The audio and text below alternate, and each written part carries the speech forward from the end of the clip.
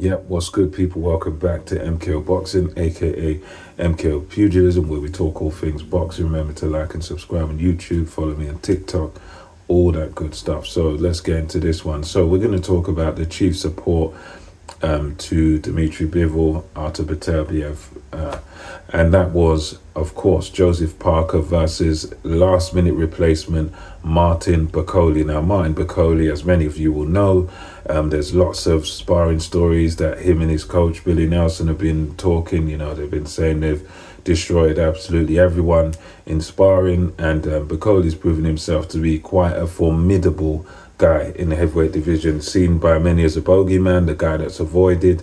And we had a funny, strange circumstance going into this fight where it was meant to be Daniel Dubois, and he got his illness, whatever the illness is, we have not been told. But Martin Bakole steps in, and we come to find out that Joseph Parker is actually the one that called for Martin Bakole. He's, found out Dubois is ill, he's not going to make it, they're scrambling for a replacement. And he said, yeah, bring me Martin Bakole. And at the time, prior to this fight, a lot of people were backing Martin Bakole. I think most sensible people would be backing Joseph Parker just based on he's had his full camp and he's the man that's ready and prepared to fight. He's not just coming off the sofa. Whereas Bakole, yeah, he would have been training, but he wasn't in any particular camp or in the best possible shape for this fight. But still, at the end of the day, in boxing, upsets do happen. Sometimes you do have last-minute replacements that upset champions. So there's always that potential. And a guy with the punching power of Martin Bakole, he's if he hits you, if he gets you with the right shot, then you could go to sleep. So it was coming into it last minute. I was picking Joseph Parker, and Joseph Parker, to his credit, done a great job. He took Martin Bakole out in just 2 rounds. And with this fight, going into it, there was, you could see that Martin Bakole, he wasn't in the best of physical shape. He was quite slow and quite ponderous. You could see he's got the gut on him and everything. And he was just trying to feel Joseph Parker out for the first round. Both men were quite cagey, quite cautious. Both men sort of exchanging jabs. Martin Bakole didn't really do that much in the first round. It was just an exchange of jabs, the occasional right hand let go by Joseph Parker. Very quiet round, and Parker, you could tell he was just feeling him out, going for the occasional right hand. And second round begins. Again, it's a bit cagey, but Martin Bakole goes for it a little bit more. Joseph Parker tries the overhand right a few times, doesn't quite get the desired result. But then there's one time again where Martin Bakole, he comes in against Joseph Parker.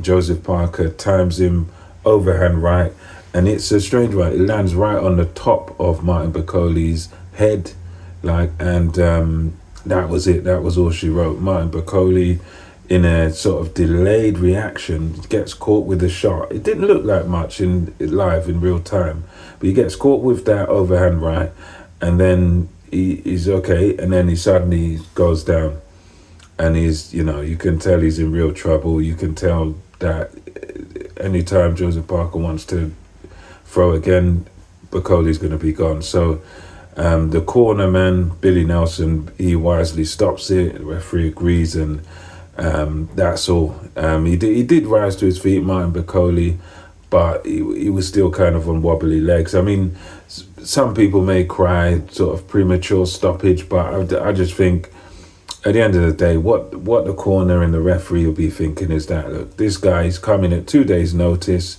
Yes, he's formidable. Yes, he's a very good fighter, but he's clearly not in the type of shape to be taking a beating like this. And had he continued, you're talking about much worse injuries and much more punishment, and he doesn't really need to take any more punishment.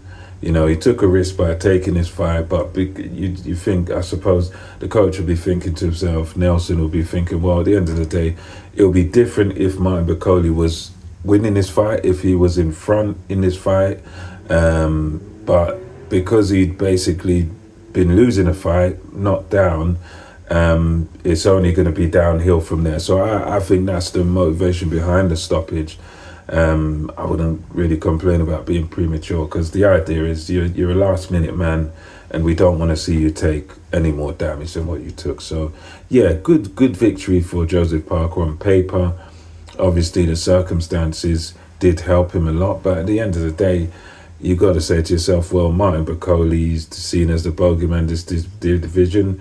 He's the man that, you know, they've got a lot to say for themselves. So he took the risk, he took the fight, he signed up for it. So, and he's been handsomely paid for this, got a good paycheck for this, I'm sure. So, you know, and he was smiling after it, Martin Bakole. He was all right.